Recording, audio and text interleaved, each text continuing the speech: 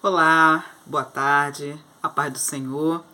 Como é bom, mais uma vez, estamos aí iniciando a tarde, né? Poder falar um pouco da pessoa de Jesus Cristo.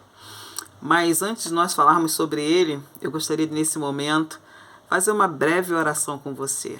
Amém? Coloca a mão no seu coração. Senhor, nós te louvamos, engrandecemos o teu nome, Senhor amado, por mais um dia que tu nos concede, Senhor amado, hoje com o teu sol brilhando sobre nós, Senhor. Somos gratos, Senhor amado, pela tua benevolência, pelo teu amor, pela tua graça, Senhor amado, sabe?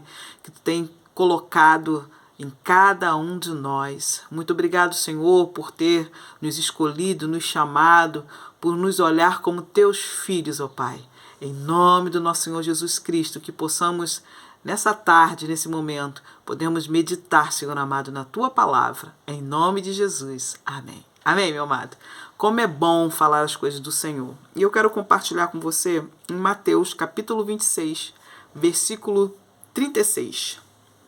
Diz assim: em seguida, foi Jesus com eles a um lugar chamado Getsemane e disse a seus discípulos: assentai-vos aqui enquanto eu vou ali orar.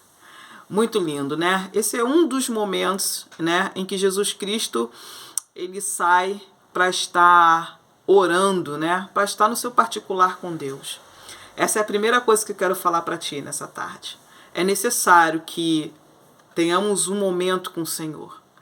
Existem momentos que a gente precisa se retirar para ouvir a voz de Deus.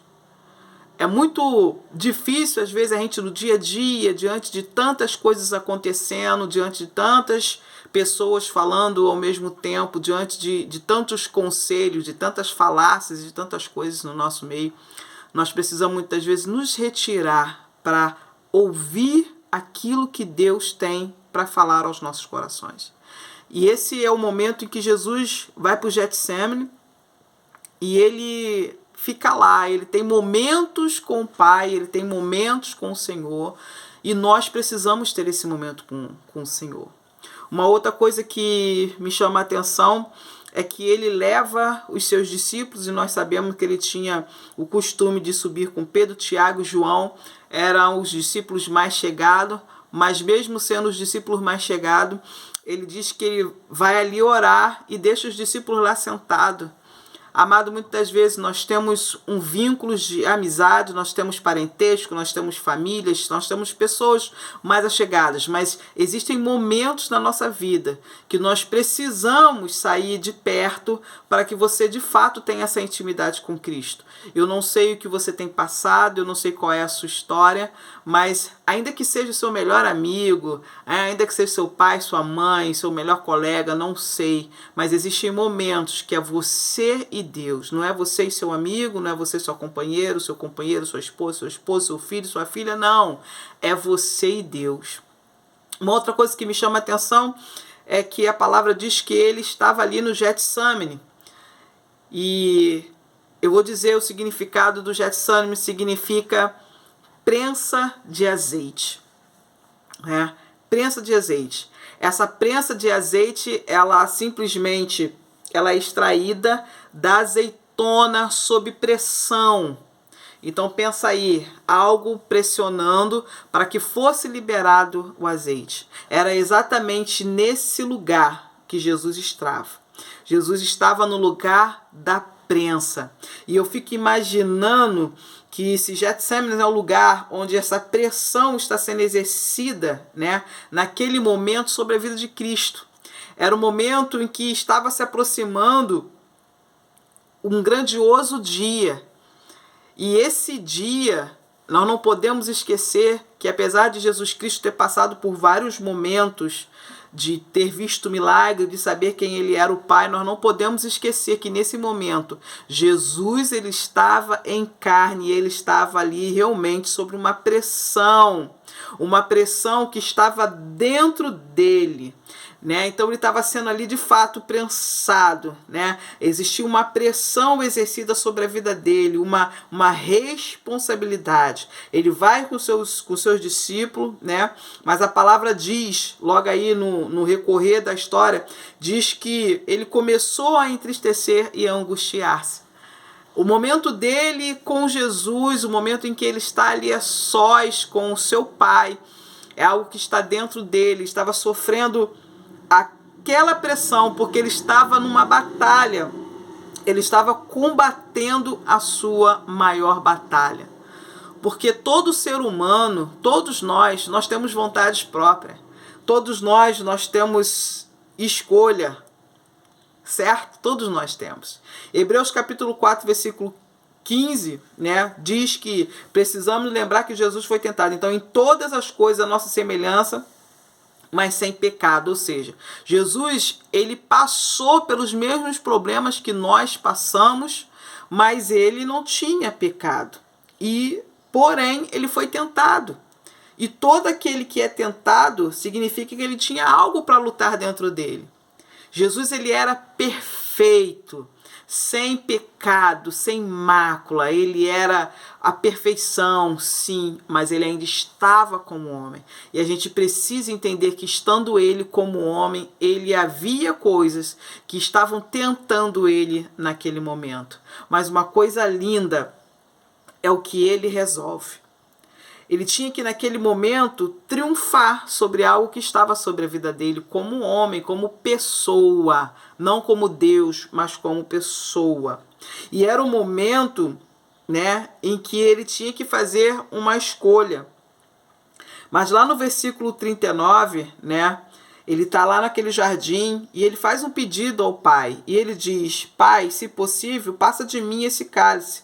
Todavia, não seja como eu quero, e sim como tu queres. Estava ali o filho e o pai. Estava ali naquele meio, querido, a nossa causa. Estava ali naquele meio. Uma escolha que precisava ser feita. Um dos nossos maiores problemas como indivíduos, pessoas, seres humanos que somos, é fazer a nossa vontade e não a vontade do Pai. Nós percebemos que Jesus está ali com o Pai, ele está em conflito, Jesus está em conflito com a vida naquele momento, mas ele fala: Pai, se possível for, afasta de mim esse cálice, mas contudo eu quero fazer a sua vontade. E ele faz a vontade do Pai. E a vontade do Pai, nós sabemos que ela é boa, ela é perfeita e ela é agradável. A pressão, a batalha foi avassaladora. Foi muito difícil para ele, mas ele conseguiu vencer porque o Pai estava com ele.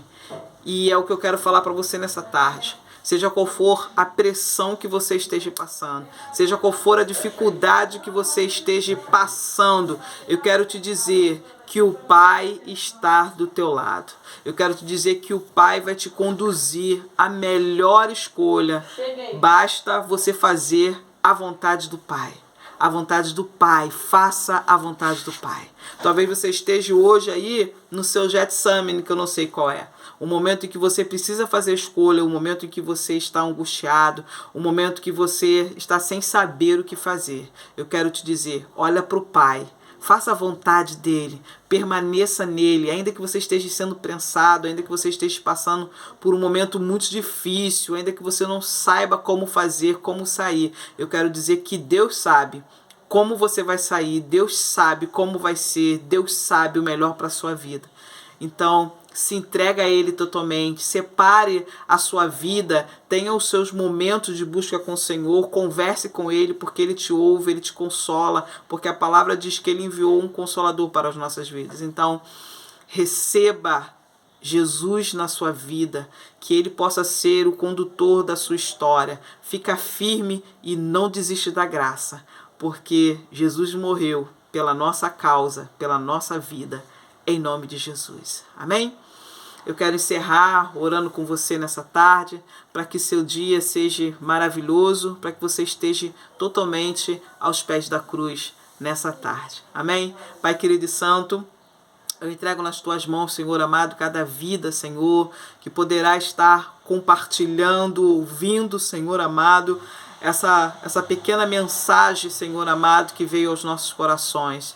Que os teus filhos, Senhor amado, que estiverem passando por esse momento de processo, por esse momento de dificuldade, possa, em nome do Senhor Jesus, ficar firme, ouvir verdadeiramente a tua voz, para tomar qualquer que seja a decisão, seja uma decisão vinda dos céus.